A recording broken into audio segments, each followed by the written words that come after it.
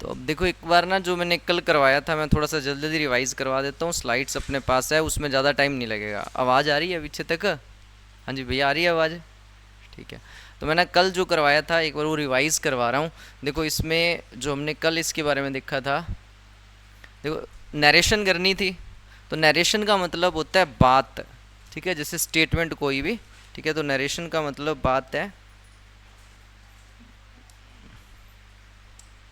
ठीक है। जैसे नरेशन के बारे में मैंने बता ही दिया था कल वैसे कि स्टेटमेंट होता है नरेशन का मतलब। अब नरेशन की जो कल डेफिनेशन थी वो मैंने वैसे लिखवा दी थी, एक बार फिर यहाँ पे लिखी हुई है, आप देख लो। The art of reporting, reporting की जगह पे आप चाहे स्पीकिंग लिख दो, ठीक है। रिपोर्टिंग का मतलब और स्पीकिंग का मतलब सेम ही है। Reporting the words of a speaker, speaker मतलब जो बोलने वाला है, इज़ कॉल्ड नरेशन। मतलब जो बोलने वाला, जैसे मैं बोल रहा हूँ तो मैं स्पीकर हूँ, मेरे जो वर्ड्स हैं अगर आप बोलोगे तो मतलब वो नरेशन है। तो नरेशन जो होती है उसे आप दो तरीके से बता सकते हो, जैसे कल बताया ही था।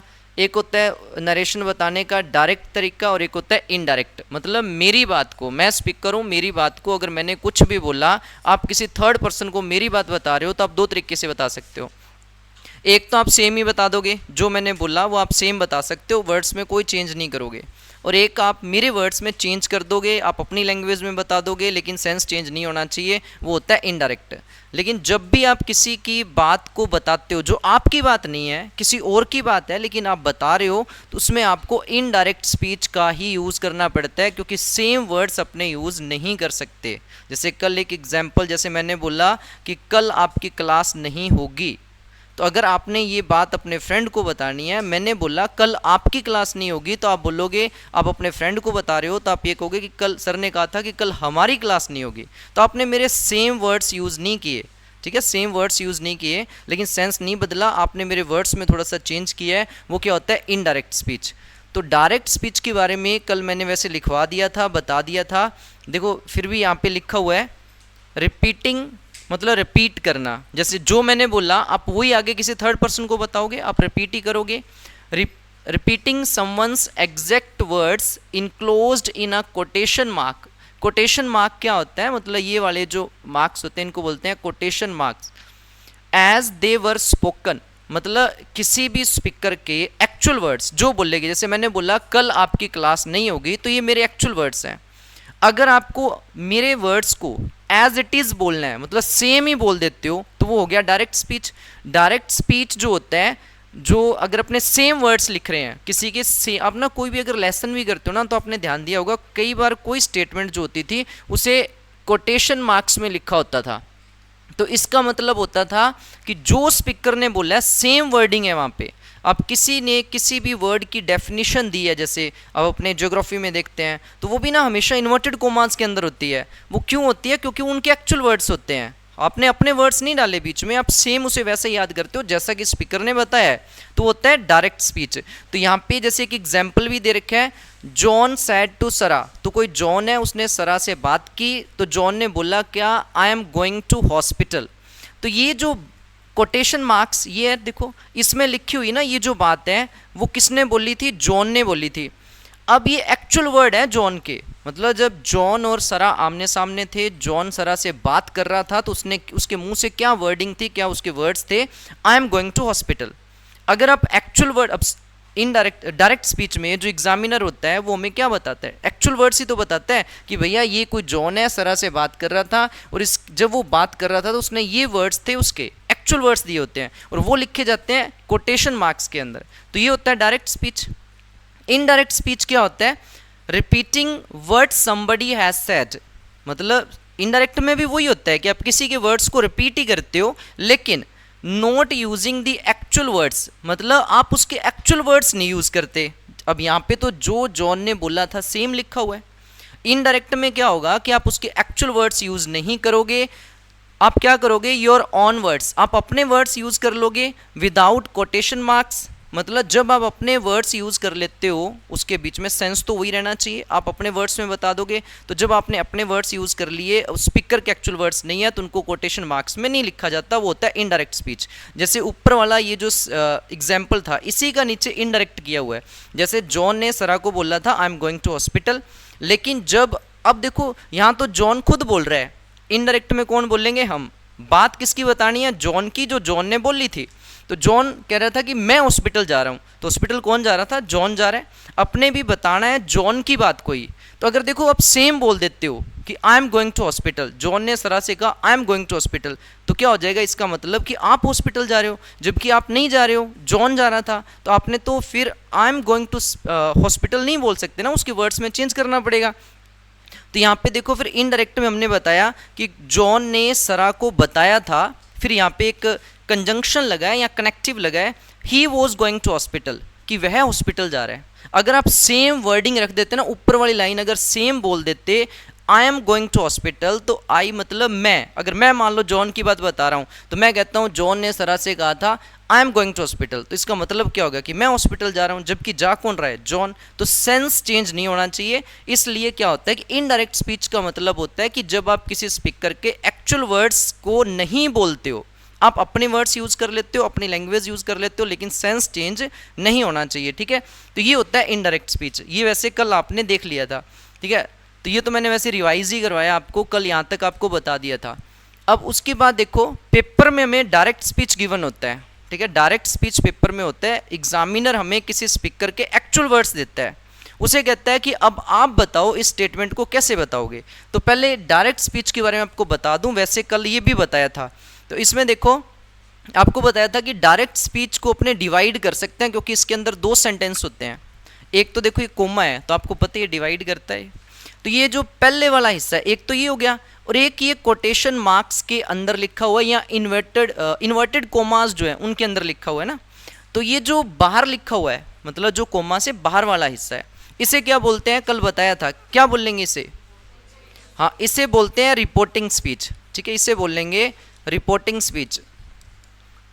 ये विजिबल है, मतलब दिख रहा है आपको ये, ठीक है। ये इसे बोलते हैं रिपोर्टिंग स्पीच। और जो कोटेशन मार्क्स या फिर इन्वर्टेड कोमास के अंदर होता है, जो स्पीकर के एक्चुअल वर्ड्स होते हैं, उसे क्या बोलते हैं, ठीक, हाँ, तो इसे बोलते हैं रिपोर्टेड स्पीच, ठीक है। तो ये अपना हो गया रिपोर्टेड स्पीच। ये दो पार्ट्स होते हैं नरेशन के, मतलब डायरेक्ट स्पीच के। अब एग्जामिनर ने हमें एक स्टेटमेंट दी होती है जिसमें हमें किसी स्पीकर के एक्चुअल वर्ड्स बताए गए होते हैं। जैसे इसमें हमें उसने क्या बताया कि दीपिका है, वो बात किससे कर रही है, रणवीर से कर रही है, ठीक है। और बोल क्या रही है, आई बॉट अ न्यू फ़ोन, कहती कि मैंने एक नया फ़ोन खरीदा था, but lost it during a trip yesterday, लेकिन कल मैं किसी ट्रिप पे जा रही थी, उस दौरान क्या हुआ कि मेरा जो फ़ोन है वो खो गया था। तो उसने ये बोला। अब यहाँ ये जो वर्ड्स दे रखे हैं कि मैंने नया फ़ोन खरीदा था, कल ट्रिप के दौरान खो गया था, ये किसके वर्ड है, एक्चुअल वर्ड्स हैं दीपिका के। जब वो रणवीर से बात कर रही होगी तो उसने ये वर्ड्स यूज़ किए। अब इनडायरेक्ट में हमें बताना है कि दीपिका ने रणवीर को क्या बोला था। स्टेटमेंट उसकी चेंज नहीं करनी, सेंस चेंज नहीं करना। तो देखो अगर मैं अब दो हिस्से तो आपको बता ही दिए, अब जब आप इनडायरेक्ट में इसको चेंज करोगे, आप तो किसी तीसरे को भी बताओगे तो यही बताओगे ना कि दीपिका ने रणवीर को बोला था। यहाँ तो कोई चेंज नहीं करोगे ना, क्योंकि दीपिका बात तो रणवीर से ही कर रही थी, तो यहाँ तक तो आपने कोई चेंज नहीं करना। अपने किसी तीसरे बंदे को भी बताएंगे तो यही कहेंगे ना कि दीपिका ने रणवीर को बोला था या कहा था या बताया था, तो मतलब इस हिस्से में तो कोई चेंज नहीं है। तो जो रिपोर्टिंग स्पीच होता है, देखो इसके अंदर ध्यान रखना कि हमें कोई चेंज नहीं करना, ठीक है। रिपोर्टिंग स्पीच के अंदर हमें कोई चेंज नहीं करना। रिपोर्टिंग स्पीच के अंदर ये जो वर्ब आ रही होती है, ये बताया था, रिपोर्टिंग स्पीच के अंदर ये जो वर्ब आ रही होती है इसे क्या बोलते हैं, रिपोर्टिंग स्पीच के अंदर जो वर्ब आ रही होती है इसे क्या बोलते हैं, क्या बोलते हैं इसे, हाँ तो इसे बोलते हैं रिपोर्टिंग वर्ब, ठीक है। इसे बोलते हैं रिपोर्टिंग, और पूरे को रिपोर्टिंग वर्ब नहीं बोलते, पूरा तो है रिपोर्टिंग स्पीच, लेकिन रिपोर्टिंग स्पीच के अंदर जो वर्ब आ रही होती है उसे बोलते हैं रिपोर्टिंग वर्ब, ठीक है। ये होगी रिपोर्टिंग वर्ब। तो रिपोर्टिंग स्पीच के अंदर आपने कोई चेंज नहीं करना, ना इसका सब्जेक्ट ना ऑब्जेक्ट, सिर्फ ये जो रिपोर्टिंग वर्ब होगी वो रिप्लेस होती है, चेंज नहीं होती। चेंज करने का मतलब है कि फर्स्ट फॉर्म आ रही है तो आप सेकंड फॉर्म कर दो, तो वो तो हो गया चेंज। यहाँ चेंज नहीं करना, इसको रिप्लेस करना है, मतलब जैसी वर्ब आ रही है आपको वैसी रखनी है। जैसे अगर मान लो यहाँ पे सेकंड फॉर्म है ना, तो आपको सेकंड फॉर्म ही लगानी है, अगर यहाँ पे फर्स्ट फॉर्म है तो फर्स्ट फॉर्म ही लगानी है। तो रिपोर्टिंग स्पीच का ना तो टेंस चेंज होगा, ठीक है। रिपोर्टिंग स्पीच जो होता है इसका टेंस चेंज नहीं होता, तो इसमें ध्यान रखना कि no change in tense. Reporting speech के लिए बता रहा हूँ, ठीक है, रिपोर्टिंग स्पीच में नो चेंज इन टेंस, तो यहाँ टेंस चेंज नहीं होगा, ना इसका सब्जेक्ट चेंज होगा, ना इसका ऑब्जेक्ट चेंज होगा। समझ आ गया? सिर्फ आपको जो रिपोर्टिंग वर्ब है उसे रिप्लेस करना है। इसके बारे में आगे वैसे स्लाइड्स हैं डिटेल में, उसमें लिखा हुआ है तो आपको बता देंगे। उसके बाद क्या करना होता है, ये जो डिवाइड कर रहा है कोमा और इन्वर्टेड कोमास, जो दो सेंटेंसेस को डिवाइड कर रहे होते हैं, मतलब रिपोर्टिंग स्पीच और रिपोर्टेड स्पीच को डिवाइड कर रहे होते हैं, इनको आपने इनडायरेक्ट में एक ही करना है, जोड़ना है। तो जोड़ने के लिए इंग्लिश के अंदर कनेक्टिव्स आते हैं, ठीक है, जोड़ने के लिए कोई ना कोई चीज़ तो आएगी, तो कनेक्टिव आते हैं। तो यहाँ पे अलग अलग कनेक्टिव्स होते हैं जिससे अपने रिपोर्टिंग स्पीच और रिपोर्टेड स्पीच को जोड़ेंगे। वो मतलब डिपेंड करता है कि जो स्पीकर है उसने किस तरीके की जो स्टेटमेंट है वो दी है, उस पर डिपेंड करता है, उसके अकॉर्डिंग आपके कंजंक्शंस या कनेक्टिव यूज होते हैं। तो ये कोमा या इन्वर्टेड कोमास हटा के अपने कोई ना कोई यहाँ पे कनेक्टिव यूज करते हैं, ठीक है, कनेक्टिव कह सकते हैं या फिर आप कंजंक्शन कह सकते हो, वो अपने यहाँ पे यूज़ करेंगे, ठीक है, वो बता देंगे कौन सा कब यूज़ करना है। उसके बाद ये मेन जो अपना यहाँ ज़्यादा चेंजेस होते हैं वो होते हैं सारे जो उसकी स्टेटमेंट है, जो बात है। इसके अंदर आपको बताया था कि हमें क्या करना है, 3 चेंज करने हैं, ठीक है, यहाँ पे हमारे 3 चेंज होते हैं, जिसमें फर्स्ट कौन सा है, चेंज इन टेंस, ठीक है, फर्स्ट है चेंज इन टेंस, दूसरा है चेंज इन पर्सन, और एक मैंने और बताया था अदर चेंज कह देते हैं उसको, वो कुछ वर्ड्स होते हैं जो हमें चेंज करने पड़ते हैं, ठीक है। इस तरीके से ये चेंज होंगे रिपोर्टेड स्पीच के अंदर। अब जैसे ये सेंटेंस था, Deepika said to Ranveer I bought a new phone but lost it during a trip yesterday. अब इसको इनडायरेक्ट में चेंज करना है, तो देखो सबसे पहले आपको क्या करना है, ये जो हिस्सा है रिपोर्टिंग स्पीच इसमें बताया कि ना तो दीपिका चेंज होगा ना रणवीर चेंज होगा, सिर्फ ये जो सैड वर्ब है इसे रिप्लेस करना है। तो आपने क्या देखना है कि अगर स्पीकर ने, मतलब जो बोलने वाला है, उसने किसी को कुछ बताया है, अब दीपिका ने कुछ बताया है या पूछा है या रिक्वेस्ट करी है, ऑर्डर है, क्या किया उसने रणवीर को, क्या किया इसने, बताया है। तो बताना को इंग्लिश में बोलते होते हैं टेल, तो आप इसे टेल वर्ब से रिप्लेस कर देना, ठीक है। तो ये जो सैड है वो कौन सी फॉर्म है, सेकंड फॉर्म, तो टेल की सेकंड फॉर्म कर देंगे, ठीक है, यहाँ पे अपने टेल की सेकंड फॉर्म कर देंगे, तो आंसर क्या होगा, दीपिका टोल्ड रणवीर, ठीक है, दीपिका टोल्ड रणवीर, ये हो जाएगा। उसके बाद आपको बताया कि कोमा इन्वर्टेड कोमास जो है या कोटेशन मार्क्स है उनको आपने रिमूव करना है। रिपोर्टिंग स्पीच और रिपोर्टेड स्पीच, ये जो 2 सेंटेंस है उनको कनेक्ट करना है। कनेक्ट करने के लिए कोई ना कोई कनेक्टिव या कंजंक्शन आएगा। तो जब कोई स्पीकर किसी को कुछ बता रहा है तब अपने यूज़ करते होते हैं दैट, ठीक है, तब आपको यूज़ करना है दैट। ये आगे जो स्लाइड्स है उसमें सब लिखा हुआ है, ठीक है, एक बार तो ये एग्जाम्पल आपको बस एक बार सॉल्व करवा रहे हैं, बाकी सारा उसमें लिखा हुआ है। तो अपने यहाँ पे लगा दिया कनेक्टिव। सिर्फ देखो हर स्टेटमेंट में दैट नहीं लगेगा, सिर्फ जिसमें स्पीकर कुछ बता रहा हो तब दैट लगेगा, ठीक है, यहाँ पे आपने दैट लगा दिया।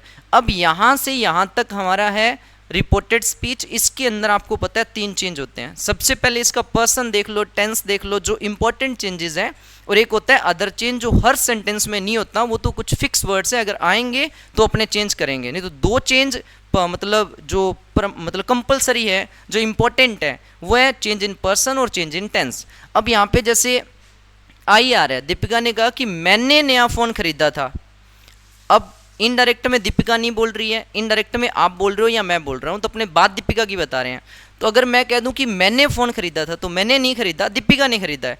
तो यहाँ पे जो आई है वो दीपिका ने अपने लिए बोला है, तो ये जो पर्सन आई आ रहा है वो किससे रिप्लेस हो जाएगा, दीपिका से, ठीक है, दीपिका से रिप्लेस करेंगे। तो यहाँ तो अपने यहाँ पे दीपिका लिख सकते हैं क्योंकि दीपिका नहीं खरीदा है, लेकिन अगर दीपिका लिखते हैं तो नाउन रिपीट हो जाएगी, इसलिए क्या करेंगे, दीपिका अब लड़की है तो उसके लिए क्या यूज़ कर लेंगे, शी, क्योंकि प्रोनाउन नाउन का रिपीटिशन रोकने के लिए बना है। तो यहाँ पे दीपिका की जगह पे क्या हो जाएगा, शी हो जाएगा। बाकी ये पूरा पर्सन वाली भी स्लाइड्स है, उसमें सब लिखा हुआ है कि कैसे चेंज करना है। उसके बाद दूसरा देखो टेंस। अब यहाँ पे बाय की कौन सी फॉर्म आ रही है, बाय होती है फर्स्ट फॉर्म, बॉट होती है सेकंड फॉर्म। तो ये यहाँ पे आई सब्जेक्ट था और उसके साथ ही आ रही है वर्ब की सेकंड फॉर्म आ रही है, बॉट आ रही है सेकंड फॉर्म। तो सब्जेक्ट प्लस वर्ब की सेकंड फॉर्म मतलब टेंस कौन सा है, पास्ट इंडेफिनिट। टेंस आपने किए हुए हैं सब्जेक्ट प्लस वर्ब की सेकंड फॉर्म पास्ट इंडेफिनिट। अब पास्ट इंडेफिनिट, पास्ट टेंस को पास्ट से ही बदलना होता है, क्योंकि टेंस होता है बैक शिफ्ट, प्रेजेंट चला जाता है पास्ट में, पास्ट चला जाता है मोर पास्ट में। तो उसको याद कैसे रखना है, पास्ट का पहला पास्ट के तीसरे से, ठीक है, उसको याद कैसे रखना है, पास्ट का पहला पास्ट के तीसरे से, पास्ट का दूसरा पास्ट के चौथे से, और पास्ट का तीसरा नो चेंज, पास्ट का चौथा नो चेंज, ठीक है, इस तरीके से याद रख लो। पास्ट का पहला पास्ट सिंपल, उसका तीसरा क्या होएगा, पास्ट परफेक्ट, और पास्ट कंटिन्यूअस टेंस हो गया दूसरा, और दूसरे को किससे चेंज करना है, पास्ट के चौथे से, मतलब पास्ट परफेक्ट कंटिन्यूअस टेंस से। अगर पास्ट का तीसरा ही आ जाए मतलब पास्ट परफेक्ट ही, वो ऑलरेडी मोर पास्ट है मतलब no change, past perfect continuous tense आ जाए नो चेंज, ठीक है। अब ये सब्जेक्ट प्लस वर्ब की सेकंड फॉर्म है, तो मतलब नीचे क्या होना चाहिए, पास्ट परफेक्ट मतलब हैड प्लस वर्ब की थर्ड फॉर्म। तो अब ये जो सेकंड फॉर्म है ये किस में बदली जाएगी, हैड और प्लस वर्ब की थर्ड फॉर्म में। तो बाय की सेकंड फॉर्म बॉट होती है, थर्ड फॉर्म भी बॉट होती है, ठीक है। तो टेंस भी आपने चेंज कर दिया, आगे लिखा अ न्यू फोन, ये तो सेम ही रहेगा, ठीक है, पर्सन और टेंस ही चेंज करने हैं, बाकी वर्ड्स तो हमें चेंज करने नहीं है। तो अ न्यू फोन तो अपने सेम लिख देंगे। अब अगला न्यू फोन लिखने के बाद आगे लिखा हुआ है बट। देखो बट भी क्या होता है, एक कनेक्टिव या एक कंजंक्शन है जो दो सेंटेंसेस को जोड़ता है। तो मतलब ये जो स्टेटमेंट थी उसमें दो सेंटेंस आए थे, एक तो उसका फ़ोन खो गया था, और सॉरी एक उसका फ़ोन खो गया था, और एक उसने ये भी बताया कि कहाँ खोया था। तो आगे भी जो सेंटेंस है इसमें देखो लूज की सेकंड फॉर्म होती है लोस्ट, लूज की सेकंड फॉर्म होती है लोस्ट। तो यहाँ पे देखो सब्जेक्ट एक बार आ ही गया, उसी ने फ़ोन खरीदा, उसी के द्वारा मतलब उसी से खो गया है। तो एक बार सब्जेक्ट आ ही गया था, उसने दोबारा अपने लिए आई नहीं बोला, ठीक है, लेकिन आई यहाँ पे है कि आई लोस्ट, वैसे आई एक बार आ गया तो रिपीट नहीं किया। तो यहाँ पे भी सब्जेक्ट प्लस वर्ब की सेकंड फॉर्म ही है, पास्ट इंडेफिनिट ही है। ये भी किस में बदला जाएगा, पास्ट परफेक्ट में। मतलब नीचे आगे क्या लिखेंगे, बट हैड, और लोस्ट की लोस्ट सेकंड फॉर्म है, थर्ड फॉर्म भी इसकी क्या होती है, लोस्ट ही होती है, had lost during a trip, ये सेम लिखा जाएगा, ठीक है, ये सेम लिखा जाएगा ड्यूरिंग अ ट्रिप। और उसके बाद ये मैंने बताया था कि कुछ वर्ड्स, वैसे पूरी एक आगे आपको उस बता देंगे कौन कौन से वर्ड्स हैं। अगर कोई वर्ड नियरनेस शो कर रहा है, चाहे वो टाइम से रिलेटेड हो चाहे डिस्टेंस से रिलेटेड हो, नियरनेस शो करता है, उसे आपको डिस्टेंस शो करने वाले वर्ड्स में बदलना है। तो जैसे यस्टरडे है, तो ये ना कोई जैसे बता रहा है कि कोई टाइम पास का है, इसे दूर वाले में बदलना है, तो यस्टरडे बदला जाता होता है द प्रीवियस डे में। तो यस्टरडे की जगह पे यहाँ लिख दो द प्रीवियस डे, ठीक है। तो ये इसका आंसर हो जाएगा द प्रीवियस डे, और लास्ट में फुल स्टॉप लग जाएगा, क्योंकि इनडायरेक्ट में हमेशा असर्टिव सेंटेंस यूज करते हैं। असर्टिव मतलब जो साधारण वाक्य होते हैं जिनके लास्ट में फुल स्टॉप आता है। ऊपर कोई मर्जी सेंटेंस आ जाए, चाहे इंटरोगेटिव है कोई और सेंटेंस है, इनडायरेक्ट में आके आपको फुल स्टॉप ही लगाना है, मतलब असर्टिव सेंटेंस ही बनता होता है ये, ठीक है, और कोई सेंटेंस इनडायरेक्ट में यूज़ नहीं होता। तो इस तरीके से आपको ये डायरेक्ट स्पीच दिया जाता है, उसको इनडायरेक्ट में बदलना होता है। बाकी ये नोट करना है तो कर लो, नहीं तो इसकी पीडीएफ या फिर सर अपने आप जैसे ग्रुप वगैरह होगा आपका तो उसमें वो डाल देंगे, मतलब सेम इस पेज की। अगर आप थोड़ा साथ में नोट करना चाहते हो तो वो कर लो। एक बस सिर्फ सिंपल इसका आंसर, वैसे ये कल आपने लिखा हुआ है, तो एक सेंटेंस है उसका सिर्फ आंसर नोट कर लो आप, फिर अपने नेक्स्ट आगे देखते हैं। इसमें बाकी कुछ जो लास्ट ईयर एग्जाम मतलब पेपर्स में जो एग्जाम्पल्स आए हुए हैं, और बाकी जो चेंजेस हैं जैसे कंप्लीट टेंस कैसे चेंज करना है, पर्सन कैसे चेंज करना है, वो आगे स्लाइड्स हैं, उससे आसान हो जाएगा।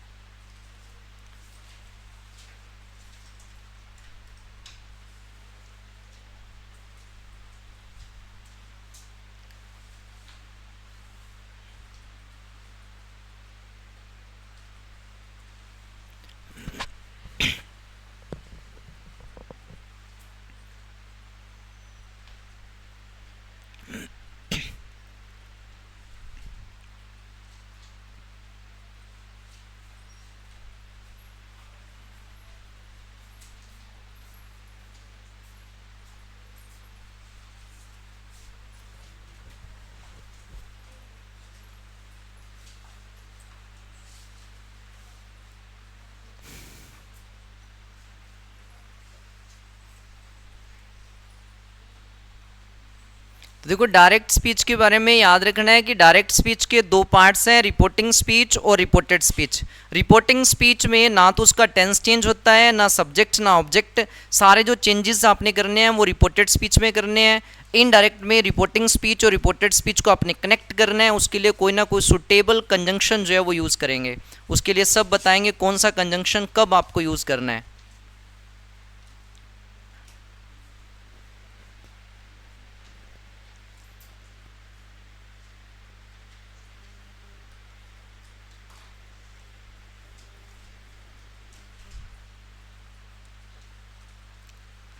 ये कर लिएगा नोट।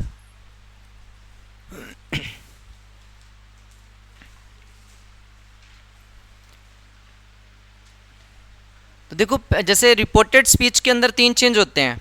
रिपोर्टेड स्पीच है उसके अंदर 3 चेंज है। फर्स्ट चेंज आपका चेंज इन पर्सन।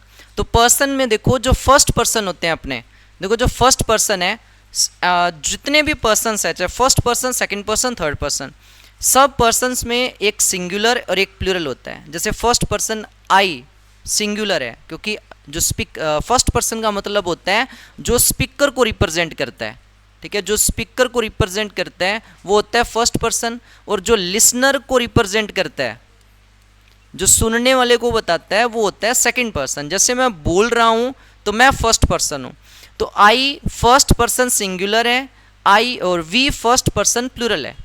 क्योंकि अगर मैं हम बोलता हूं तो मतलब मैं किसी को अपने साथ रिप्रेजेंट मतलब ऐड करके बोल रहा हूं, तो वो प्लूरल हो गया। तो फर्स्ट पर्सन आई और वी होते हैं, और ये सब्जेक्टिव केस है, मतलब आई और we always as a subject ही आते हैं।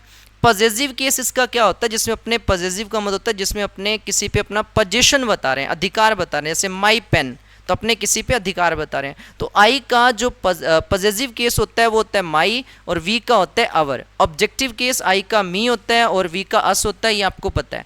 सेकंड पर्सन देखो इसमें मैंने यू ही लिखा है। इस सेकंड पर्सन जो होता है यू, यू देखो सिंगुलर भी है, यू प्लूरल भी है। जैसे अगर मैं आप मेरे सामने कोई एक स्टूडेंट है तो मैं उसको यू बोलूँगा, आप सारे बैठे हो तो भी मैं यू बोलूँगा। तो यू सिंगुलर है और यू प्लूरल है, लेकिन यू के बारे में आपको पता है कि यू चाहे सिंगुलर हो चाहे यू प्लूरल है, लेकिन वर्ब उसके साथ प्लूरल ही यूज़ करते हैं, तो इसलिए अपने यू को एक ही लिख देते हैं। वैसे यू सिंगुलर और प्लूरल दोनों होता है। तो एज अ सब्जेक्ट अपने यू यूज़ करेंगे, पॉजेसिव केस इसका योर होता है, और ऑब्जेक्टिव केस भी इसका यू होता है। और थर्ड पर्सन की बात करें तो थर्ड पर्सन में ही शी इट, ये सिंगुलर है और ये दे जो है वो प्लूरल है। मतलब अगर आप किसी थर्ड पर्सन की बात कर रहे हो और वो एक ही है तो अपने, अगर लड़का है तो ही यूज़ करेंगे, लड़की है तो शी यूज़ करेंगे, अगर कोई नॉन लिविंग थिंग है तो अपने इट यूज़ कर लेंगे। दो या दो से ज़्यादा है तो अपने दे यूज़ करेंगे। तो ही सब्जेक्टिव है, हिज पॉजेसिव है, और ये हो जाएगा ऑब्जेक्टिव। वैसे शी का लिखा हुआ है, इट का है, दे, देयर, देम, तो ये सब्जेक्टिव केस है, ये पॉजेसिव है, ये ऑब्जेक्टिव है। अब इनको चेंज कैसे करना है, देखो चेंज करने के लिए अगर आपका ये बता रहा हूँ कि जो रिपोर्टेड स्पीच में चेंज होने हैं, ठीक है, चेंज इन रिपोर्टेड स्पीच ऊपर लिखा होगा, क्योंकि रिपोर्टिंग स्पीच का तो सब्जेक्ट ऑब्जेक्ट चेंज होता ही नहीं है। तो रिपोर्टेड स्पीच में अगर आपका फर्स्ट पर्सन आ रहा हो, जैसे आई आ रहा हो, वी आ रहा हो, या इनमें से कुछ भी आ रहा हो, वो किसके अकॉर्डिंग चेंज होगा, बोलने वाले के अकॉर्डिंग, स्पीकर। जैसे मान लो अगर माई बोलूँगा तो माई कौन बोल सकता है, जो स्पीकर जो बात कर रहा है वही बोलेगा, ठीक है। तो जो फर्स्ट पर्सन होंगे वो रिपोर्टिंग स्पीच जो होगी ना, जैसे ये इस सेंटेंस के अंदर रिपोर्टिंग स्पीच है, तो इस सेंटेंस के अंदर मतलब जो इसने बात बोली है उसने उसमें कहीं पर भी अगर आई आ रहा हो, माई आ रहा हो, अवर आ रहा हो, अस आ रहा हो, तो ये हमें पता है कि हमेशा कौन बोलता है, स्पीकर। तो इस सेंटेंस में जो बात करने वाला होगा, मतलब जो रिपोर्टिंग स्पीच का सब्जेक्ट जो सब्जेक्ट होगा उसके अकॉर्डिंग चेंज हो जाएंगे। और सेकंड पर्सन हमें पता है कौन बोलता होता है, किसके लिए बोले जाते हैं, जो हमारी बात सुन रहा है। जैसे इस सेंटेंस में ही बात कर रहे हैं और मी सुन रहा है, तो मतलब अगर यू बोला गया होगा तो किसके लिए बोला गया होगा, सुनने वाले के लिए बोला गया होगा, क्योंकि वो लिसनर के लिए यू बोलते हैं। तो ये चेंज होगा, सेकंड पर्सन आ रहा होगा रिपोर्टेड स्पीच के अंदर, तो वो चेंज हो जाएगा रिपोर्टिंग स्पीच के ऑब्जेक्ट के अकॉर्डिंग।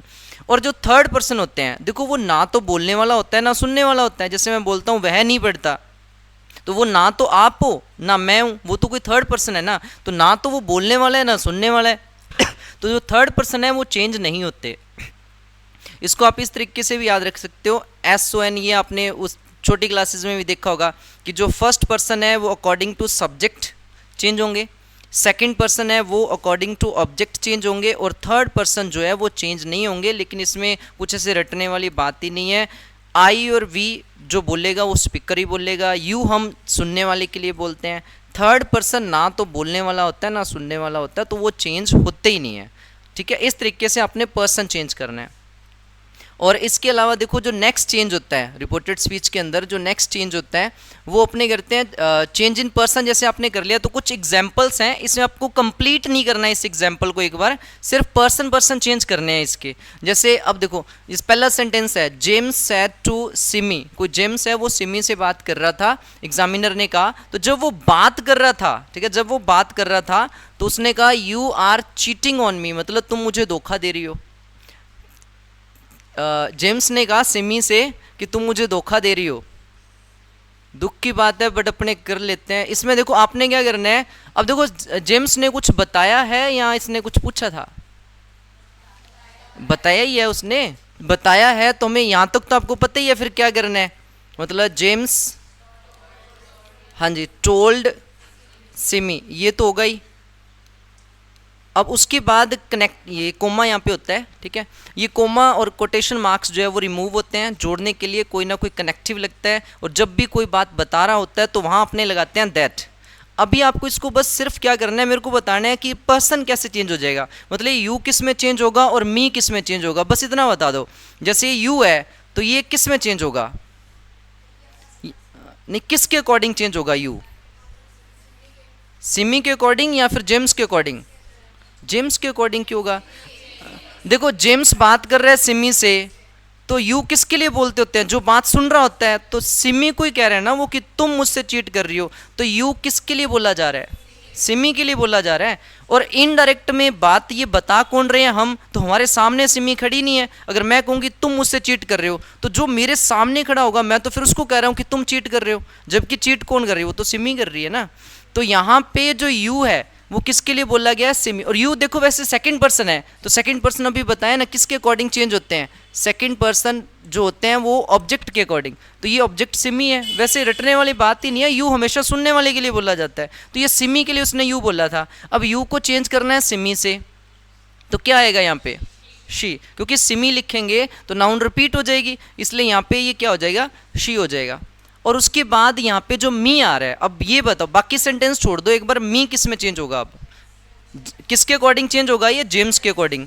अब जेम्स के अकॉर्डिंग यहाँ तो आप इसको जेम्स लिख सकते हो, लेकिन जेम्स अपने लिखेंगे नहीं क्योंकि रिपीट हो जाएगा, तो क्या लिखेंगे यहाँ पे, हिम, ही नहीं लिखेंगे। अब क्यों नहीं लिखेंगे, देखो यहाँ पे जो मी आ रहा है वो कौन सी फॉर्म है, सब्जेक्टिव है, ऑब्जेक्टिव है या पॉजेसिव है? ऑब्जेक्टिव फॉर्म है ना, जैसे आई सब्जेक्टिव फॉर्म है, माई ऑब्जेक्टिव फॉर्म है, सॉरी पॉजेसिव फॉर्म है, और मी ऑब्जेक्टिव फॉर्म है। अब ये आई की कौन सी फॉर्म आ रही थी, ऑब्जेक्टिव फॉर्म। चेंज करना था हमें जेम्स से, तो जेम्स के लिए हमने ही का यूज करना है, लेकिन ही तो क्या होता है, सब्जेक्टिव फॉर्म होती है, लेकिन हमें चेंज किसको करना है, ऑब्जेक्टिव फॉर्म को। तो ही की ऑब्जेक्टिव फॉर्म क्या होती है, हिम।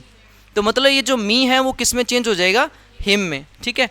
अब ये नेक्स्ट सेंटेंस देखो, टीचर सेज टू मी। अब ये बताओ, इसका पहले तो ये रिपोर्टिंग स्पीच है, टीचर सेज टू मी, तो नीचे क्या होगा ये, हाँ अब देखो ये फॉर्म नहीं चेंज करनी ना, तो क्या होगा, टीचर टेल्स मी।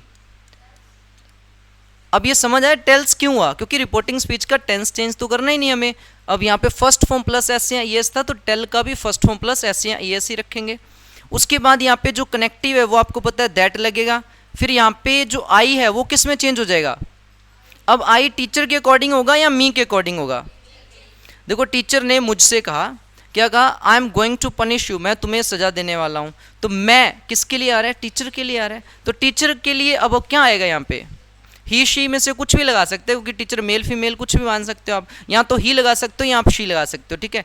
उसके बाद यहाँ पे एक यू आ रहा है, अब यू किसके लिए बोला होगा, सुनने वाले के लिए बोला होगा, मतलब मी के अकॉर्डिंग चेंज होना है।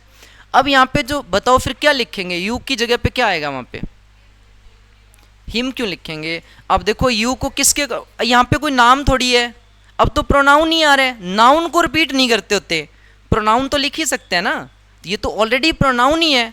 तो अब यू को चेंज किससे करना था, मी से। अब वहाँ पे जो यू आ रहा है बताओ वो सब्जेक्टिव यू है या ऑब्जेक्टिव यू है, मतलब सब्जेक्ट है या ऑब्जेक्ट है? देखो लास्ट में जो यू आ रहा है सब्जेक्ट है, वो ऑब्जेक्ट है, क्योंकि सब्जेक्ट तो होता है काम करने वाला, तो वो ऑब्जेक्ट ही है। तो मतलब यू कौन सा आ रहा है? 3 नंबर वाला यू आ रहा है ना, मतलब ऑब्जेक्ट आ रहा है। अब आपको चेंज किससे करना है? मी से। तो मी भी कौन सी फॉर्म है? ऑब्जेक्टिव फॉर्म ही है। तो मतलब यू की जगह पे यहाँ मतलब क्या लिखा जाएगा? मी लिखा जाएगा, क्योंकि ये ऑलरेडी ऑब्जेक्टिव फॉर्म ही तो है ये, और ऑब्जेक्टिव यू को ही हमें चेंज करना था, इससे फॉर्म सेम ही है, मतलब मी लिखा जाएगा। उसके बाद नेक्स्ट है जैसे he will say to me, तो इसकी जगह पे क्या लिखेंगे? He will say to me, इसकी जगह पे क्या लिखेंगे? क्या लिखेंगे? ही, आगे क्या लिखूं? टेल लिख दूं सीधा ही? टेंस चेंज नहीं करना होता। देखो ये यहां से यहां तक क्या है? ये रिपोर्टिंग स्पीच है ना, तो रिपोर्टिंग स्पीच का टेंस चेंज तो करना नहीं है। ये टेंस कौन सा आ रहा है? ही सब्जेक्ट है, विल हेल्पिंग वर्ब है, से फर्स्ट फॉर्म है, फ्यूचर इंडेफिनिट, कोई भी टेंस आ सकता है यहाँ पे, उसका टेंस चेंज नहीं करना। तो यहाँ पे ही विल से है ना, तो क्या हो जाएगा? ही विल, आपने तो बस से को रिप्लेस करना है, बाकी नहीं, बाकी सेम रहेगा। ही विल से है तो यहाँ क्या होगा? He will tell, he will tell me, ये हो जाएगा।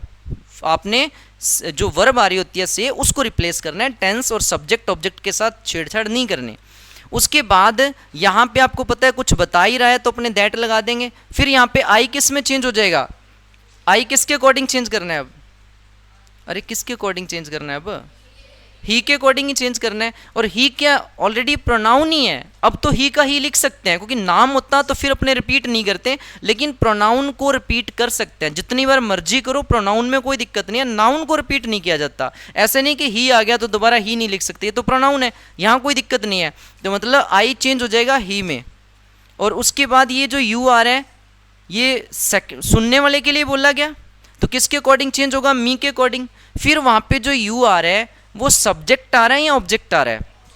ऑब्जेक्ट ही आ रहा है, तो चेंज किससे करना है? मी से। तो मी भी आई माई मी ऑब्जेक्ट ही है, तो मतलब यू किस में चेंज हो जाएगा? ये मी में चेंज हो जाएगा। ठीक है, वैसे ही ये लास्ट वाला जो सेंटेंस है राम सेड टू मी, तो ये हो जाएगा राम टोल्ड मी। ठीक है, राम टोल्ड, ये जो सैड है इसकी जगह पे अपने कर देंगे टोल्ड। ठीक है, राम टोल्ड मी। फिर यहाँ पे चलो दैट लगना ही है। ठीक है, एक बार अपने सिर्फ पर्सन ही कर रहे हैं। तो अब ये बताओ जो वी आ रहा है वो किसके अकॉर्डिंग चेंज होगा? हाँ जी, राम के अकॉर्डिंग क्या लिखेंगे यहाँ पे? अरे क्या, जैसे उसने कहा Ram said to me we were working on a project with the team, तो यहाँ पे एक ही सब्जेक्ट मतलब पर्सन आ रहा है वी, इसको कैसे चेंज करना है? ये फर्स्ट पर्सन है या सेकंड? हम कौन बोलेगा? स्पीकर ही बोलता है, मतलब राम नहीं बोला होगा अपने लिए। तो अब ये वी को मैं किस में चेंज करूं? क्या लिखूं वी की जगह पे? ही लिखें? अरे किसी को डाउट है या ही लिख दें? सही है? हाँ जी, हर कैसे लिखेंगे? हर तो राम लड़का है, मतलब उसके लिए तो ही यूज करोगे आप, हर तो पॉसिबल ही नहीं। और कुछ लग रहा है क्या ही के अलावा? देखो यहाँ पे राम ने बोला कि हम एक प्रोजेक्ट पे काम कर रहे हैं, हम एक प्रोजेक्ट पे काम कर रहे हैं, तो हम एक जने को रिप्रेजेंट कर रहा होता है या दो से ज़्यादा जनों को काम। जैसे मान लो मैं कहता हूँ कि हम किसी प्रोजेक्ट पे काम कर रहे हैं, तो मैं अकेला कर रहा हूँ या मेरे साथ कुछ और लोग भी हैं? कुछ और लोग भी हैं। अब यहाँ पे वी ठीक है, स्पीकर नहीं बोला होगा, राम नहीं बोला है, तो राम के अकॉर्डिंग अगर आप ही कर दोगे तो ही कितने जनों को रिप्रेजेंट करेगा? एक को ही। तो राम अकेला थोड़ी कर रहा है, राम ने अपने साथ दूसरों को भी इन्वॉल्व करके बोला है कि हम काम कर रहे हैं। तो यहाँ पे कौन सा पर्सन आ रहा है? फर्स्ट पर्सन, लेकिन फर्स्ट पर्सन कौन सा है? प्लूरल है। तो ये जो राम की जगह पे आप ही अगर यूज कर रहे हो ना, तो ठीक है थर्ड पर्सन ही लेना है, लेकिन ये थर्ड पर्सन सिंगुलर हो जाएगा तो सेंस बदल जाएगा। उसने कहा कि हम काम कर रहे हैं, आप कह दोगे कि वह काम कर रहा है, तो सेंस बदल गया। सेंस नहीं बदलना चाहिए, क्योंकि राम ने अपने साथ कुछ और बंदों को भी इंक्लूड करके बोला है। इसलिए अगर ये फर्स्ट पर्सन प्लूरल है और आपको थर्ड पर्सन से चेंज करना है, सिंगुलर से करोगे तो गलत हो जाएगा, थर्ड पर्सन प्लूरल ही लो। थर्ड पर्सन प्लूरल क्या होगा? दे। अब करना तो राम के अकॉर्डिंग है। जैसे मान लो अगर मैं कहता हूं कि मैं इंग्लिश पढ़ाता हूं, तो मैं सिर्फ अपनी बात कर रहा हूं। मैं कहता हूं कि हम इंग्लिश पढ़ाते हैं, तो मैंने, अब देखो ये बात हम दो जने खड़े हैं तो साथ में ले के साथ थोड़ी बोलेंगे। मैं अकेले ही बता सकता हूं कि हम दोनों इंग्लिश पढ़ाते हैं, मतलब हम इंग्लिश पढ़ाते हैं, तो मैं लेकिन साथ में दूसरे बंदे को भी रिप्रेजेंट तो कर ही रहा हूँ, उसको ऐड करके ही बोल रहा हूँ। तो राम ने पूरी टीम प्रोजेक्ट पे काम कर रही है, उसने ये बोला था, वो अकेला नहीं कर रहा है। तो यहाँ पे वी को चेंज तो अकॉर्डिंग टू राम ही करना था, लेकिन राम थर्ड पर्सन सिंगुलर है। यहाँ वो राम अपने साथ और दूसरे बंदों को भी ऐड करके बोल रहा था, तो ये हो जाएगा यहाँ पे अब दे से करना है। अरे ये समझ आया कि अब ही क्यों नहीं होगा यहाँ पे, ठीक है, अब ये ही नहीं होगा, ये दे होगा, सेंस चेंज नहीं होना चाहिए, ठीक है, सेंस चेंज नहीं हो, ये भी ध्यान रखना है। अगर वी है तो वो फर्स्ट पर्सन प्लूरल है, आपको सब्जेक्ट देखो वी जो बोलेगा ना सिंगुलर बंदा ही, देखो अगर हम बोलना है तो कोई दो जने साथ एक लय के साथ थोड़ी बोल रहे होंगे, बोलने वाला तो एक ही होगा, लेकिन वो अपने साथ रिप्रेजेंट तो कर रहे हैं ना किसी दूसरे को भी, तो आपने उस टाइम पे थर्ड पर्सन प्लूरल लेना होता है, तो ये चीज़ थोड़ा ध्यान रख लेना। तो ये था चेंज इन पर्सन, इस तरीके से तो आप पर्सन चेंज करोगे इसके, ठीक है, अरे कर दोगे ये पर्सन चेंज। दूसरा है इसका टेंस चेंज करना, ठीक है, दूसरा चेंज होता है चेंज इन टेंस, ठीक है, दूसरा है चेंज इन टेंस। अब चेंज इन टेंस में देखो आपको बताया था कि टेंस को बैक लेके जाना है, जैसे अगर प्रेजेंट का अगर आपने टेंस करे हुए हैं, स्ट्रक्चर्स आपको याद है, फिर तो कोई दिक्कत ही नहीं है, लेकिन मैंने यहाँ पे स्ट्रक्चर्स भी वैसे मेंशन करे हुए हैं उनके, तो जैसे थोड़ा और इजी हो जाएगा। तो देखो प्रेजेंट को पास्ट में ले जाना है, पास्ट को और मतलब मोर पास्ट में ले जाना है। अब देखो जैसे प्रेजेंट है तो प्रेजेंट सिंपल, प्रेजेंट सिंपल में हमें पता है एक तो वर्ब की फर्स्ट फॉर्म यूज होती है सब्जेक्ट के बाद, या फिर उसके साथ एस या ई एस यूज होता है, मतलब फर्स्ट फॉर्म के साथ अगर एस या ई एस है तो वो फर्स्ट फॉर्म सिंगुलर है, और अगर एस या ई एस नहीं है तो फर्स्ट फॉर्म प्लूरल है। तो अगर सब्जेक्ट के बाद वर्ब की फर्स्ट फॉर्म है तो वो किस में बदली जाएगी, सेकंड फॉर्म में, मतलब पास्ट सिंपल में। पास्ट सिंपल में क्या होता है, सब्जेक्ट प्लस वर्ब की सेकंड फॉर्म होती है, तो मैंने पूरा स्ट्रक्चर नहीं लिखा, सिर्फ वर्ब लिखी है। तो प्रेजेंट सिंपल बदला जाएगा पास्ट सिंपल में, और डू डज भी आपको पता है प्रेजेंट सिंपल में ही आते हैं, और वो भी प्रेजेंट सिंपल बदला जाता होता है पास्ट सिंपल में। तो प्रेजेंट सिंपल का अगर नेगेटिव है तो किस में बदल दो, पास्ट सिंपल के नेगेटिव में, वो क्या होता है डिड नॉट प्लस वर्ब की फर्स्ट फॉर्म। वैसे ही अगर प्रेजेंट कंटिन्यूअस टेंस है तो उसका स्ट्रक्चर क्या होता है, इज एम आर वर्ब की first form plus I N G, तो वो किस में बदला जाएगा, पास्ट कंटिन्यूअस टेंस में, मतलब was verb V one plus I N G हो जाएगा। वैसे ही अगर प्रेजेंट परफेक्ट है उसमें हैज हैव प्लस वर्ब की थर्ड फॉर्म यूज होती है, तो प्रेजेंट परफेक्ट को बदल दो पास्ट परफेक्ट में, मतलब हैड प्लस वर्ब की थर्ड फॉर्म हो जाएगा।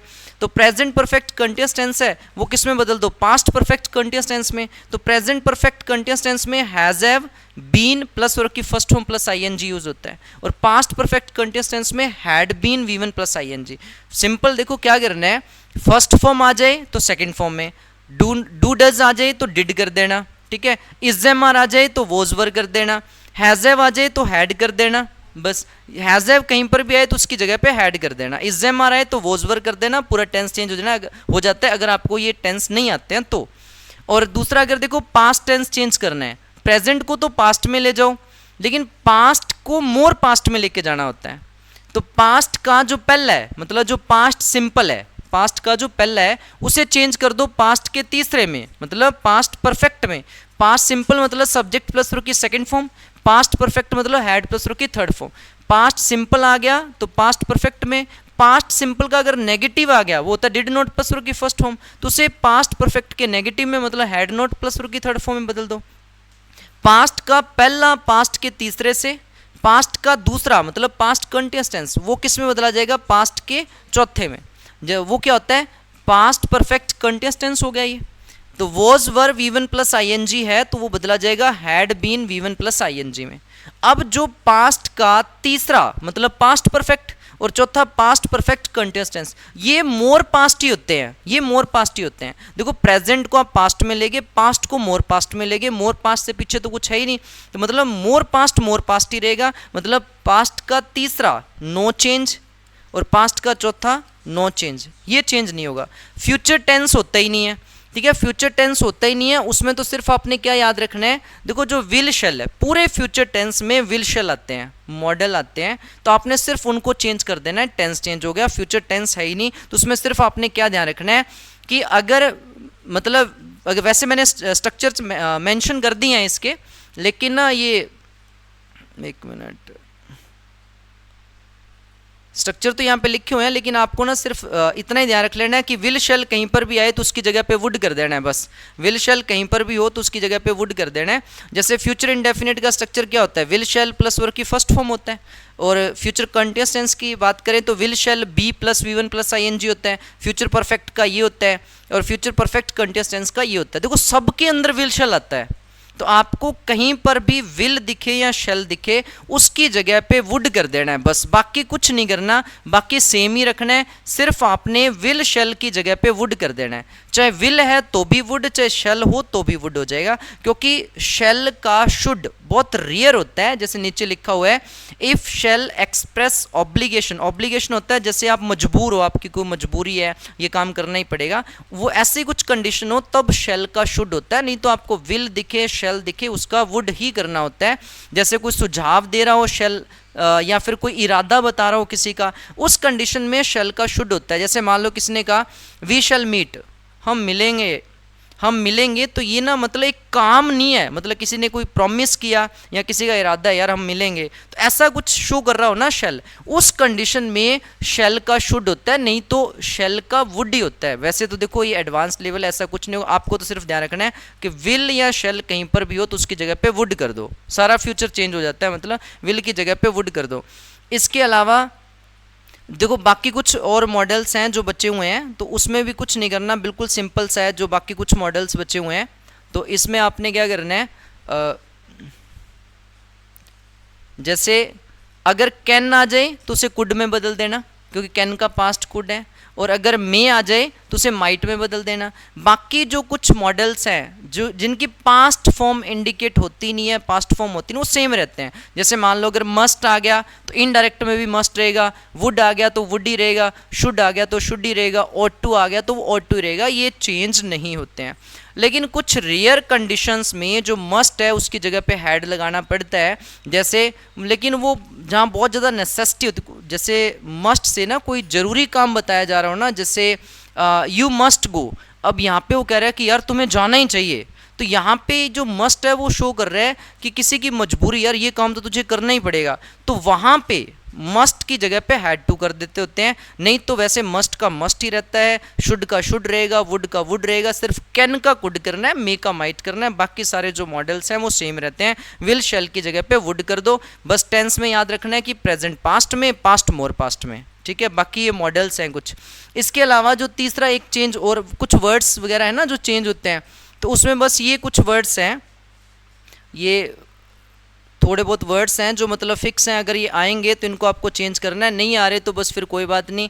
नहीं तो अगर किसी सेंटेंस में आते हैं जो नियरनेस शो कर रहे होते हैं, ठीक है, अगर कुछ वर्ड्स जो नियरनेस शो कर रहे हैं, तो वर्ड्स शोइंग, अरे सॉरी सिलेक्ट ही नहीं हो गया, words showing nearness of time and distance, मतलब जो नज़दीकियाँ दिखाते हैं, चाहे वो टाइम का दिखाए या फिर कोई जैसे डिस्टेंस दूरी का दिखाए, तो उसमें कुछ वर्ड्स है, जैसे नाउ आ गया तो उसे आप देन में बदल दो, टुडे आ गया तो दैट डे में, टुमारो आ गया तो द नेक्स्ट डे में, यस्टरडे आ गया तो द प्रीवियस डे में, टू नाइट आ गया दैट नाइट में, नेक्स्ट वीक या नेक्स्ट ईयर कुछ भी आ गया तो उसे द फॉलोइंग वीक में बदलना है, द लास्ट वीक आ गया तो प्रीवियस वीक में, दिस मॉर्निंग आ गया तो दैट मॉर्निंग में, हियर आ गया तो देयर में, दिस आ गया तो दैट में, दीज आ गया तो दोज में। ये कुछ वर्ड्स हैं, वो तो सिर्फ वहाँ पे होंगे जहाँ हमें इनकी ज़रूरत पड़ेगी, ठीक है। तो ये चेंजेस हैं।